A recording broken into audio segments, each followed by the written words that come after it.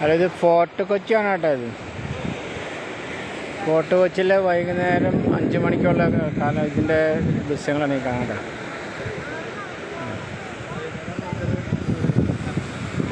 ആൾക്കാരൊക്കെ വന്നു തുടങ്ങി, തിരക്കൊക്കെ ആയി തുടങ്ങി.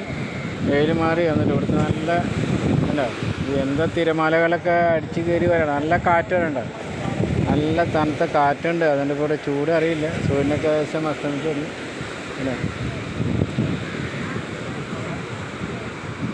ഇത് കടലും കായലും കൂടി വരുന്ന സ്ഥലങ്ങളാണ് കേട്ടോ ഇവിടെ. ഇതാണ് കടലും കായലും. ഇത് പിന്നെ അവിടെ ഇന്ത്യൻ ഓയിലിൻ്റെ 2 ടാങ്ക് അവിടെ ഉണ്ട് കേട്ടോ.